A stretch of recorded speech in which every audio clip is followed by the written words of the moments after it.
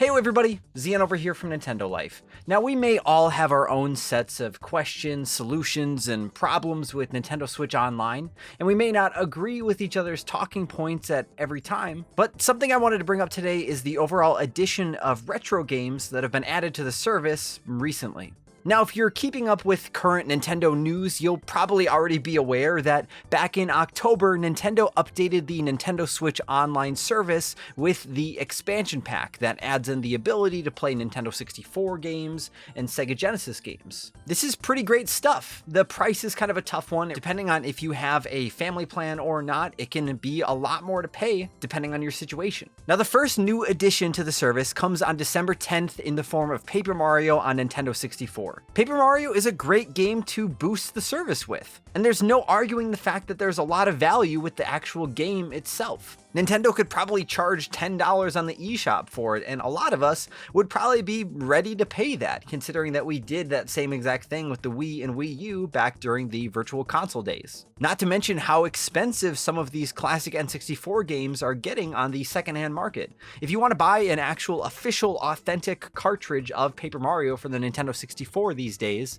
it runs upwards of $80 if you're going to look for it in a local shop or buy it on eBay or something like that. But the problem here is that Paper Mario is the only game being added to the service right now, and not everybody is going to want that game. Now, eventually we know that the Nintendo Switch Online N64 app is going to get more games like Banjo-Kazooie, Pokemon Snap, and The Legend of Zelda Majora's Mask, but is only one game going to be added every few months? Is this basically a drip feed of games? Is that what's happening right now? What sort of future release window are we looking at? So we reached out to Nintendo of America to ask a few questions, one of which was if Nintendo 64 games are going to release at the same pace in the future, and we were told there is no set schedule for new releases. So maybe at some point we will see 2 Nintendo 64 games drop within 1 month at the same exact time. But all of that's uncertain as of right now.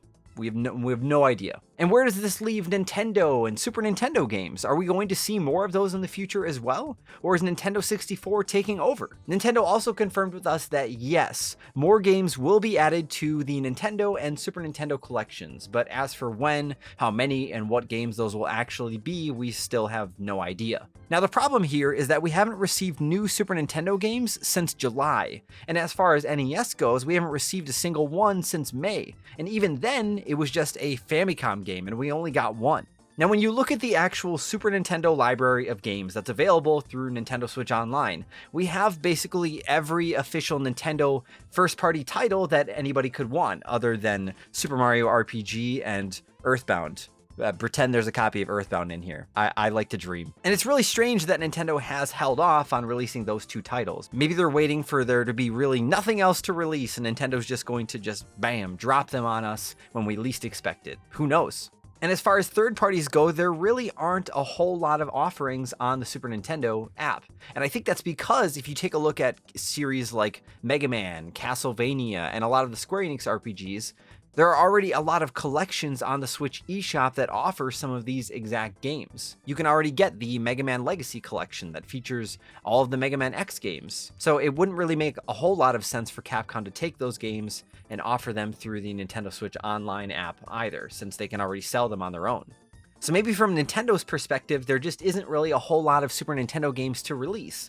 But at the same time, we're still missing things like Chrono Trigger and the Final Fantasy games on the Nintendo Switch Online app as well. Sure, Square Enix could just go ahead and release these games on their own, and that's probably what they're planning on doing at some point, with the Final Fantasy Pixel Collection. We still don't know if that's coming to Switch or not, but it would make sense at some point. But there are still some first-party Nintendo titles that we still haven't received on Switch, like Illusion of Gaia, and maybe Terranigma someday will come over. And now that Nintendo is sort of buddy-buddy with Microsoft, maybe we'll finally see Killer Instinct and Battletoads Double Dragon and Battletoads in Battle Maniacs come over to Switch through the Super Nintendo app. Now, the NES service is very similar here. We have a lot of the great first-party Nintendo titles, but we're severely lacking in a third-party effort.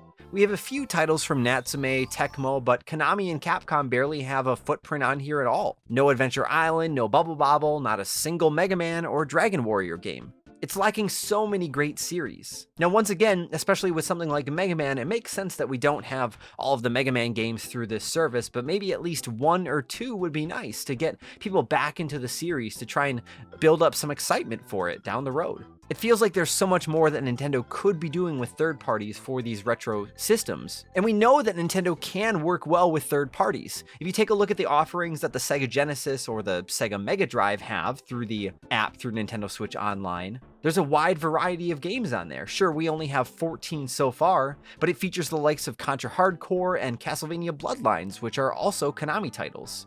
And those are both available through their own separate collections on the eShop as well. So it's surprising to see those games made the jump. But we also have a slew of other fan favorite titles like Gunstar Heroes, Sonic 2, Rise Star, and Musha, and Streets of Rage 2. Now, like I said, the Genesis Mega Drive service only has 14 games so far, but we also got confirmation from Nintendo that more of these kinds of games are going to be coming to the service at some point as well. Nintendo just isn't ready to disclose which titles are going to be dropping through the service. Now, in an ideal world, it'd be great to get back to the point where we saw retro games come to Nintendo Switch Online every month. For a while there, I believe Nintendo was doing that with NES, and eventually they switched over to, they started pushing more Super Nintendo games out, and it was more like every other month. But it'd be great if Nintendo would drop a package of retro goodies on our digital doorstep every month. If you take a look at what PlayStation is doing with PlayStation Plus and Xbox with Games with Gold, we see what our friends with other systems are getting, and it kind of feels bad that we're not receiving even something similar on that page. They get a batch of modern games every month guaranteed, and sure, we do get the game trials through Nintendo Switch Online,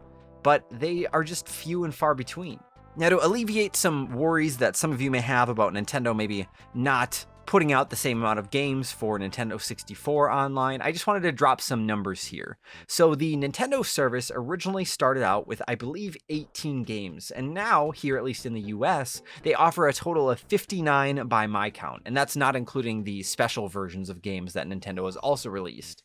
And the Super Nintendo service originally launched with 20 games, and now offers a total of 50 different titles. Now, the Nintendo 64 has started out at a much lower number, with only 9 titles on offer so far, and they are planning to add an additional 7 here in the US. Now, third parties are much more slim on this front, unfortunately. Koei Tecmo has given Nintendo the rights to put out Winback, and Rare, strangely, has allowed Nintendo to put out Banjo-Kazooie at some point down the road. But we'd love to see the service expand with more titles like the Mystical Ninja series from Konami, or Snowboard Kids from Atlas. And how about Harvest Moon 64 from Natsume? What about Diddy Kong Racing, Pokemon Stadium, and Super Smash Bros. Even? Those would all be great multiplayer titles to play with friends online. For me personally, I feel like if we knew that more Nintendo 64 games were coming beyond just 7, or if we had a schedule at least of when we could expect these games, I feel like I would feel a lot better about the service, but the uncertainty of everything is kind of what leaves me feeling not very excited about all of this. Hopefully Nintendo can take some of this criticism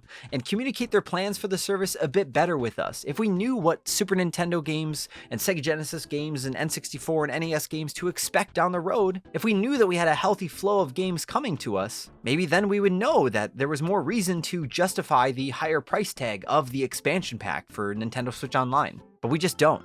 I am happy to be able to confirm that more games beyond just N64 are coming down the road, but when? Feel free to let us know in the comments down below if you've signed up for the Nintendo Switch Online expansion pack, or even just the standard Nintendo Switch Online. Let us know what games you'd love to see Nintendo put out in the future through the service, and let us know your overall thoughts about it in general as well down below. And as always, if you enjoyed this video and you want to see more content like this, then why don't you go ahead and find a retro controller to highlight that subscribe button and click it. Give it a good old press, and then ring that notification bell to be notified whenever we put up a new video.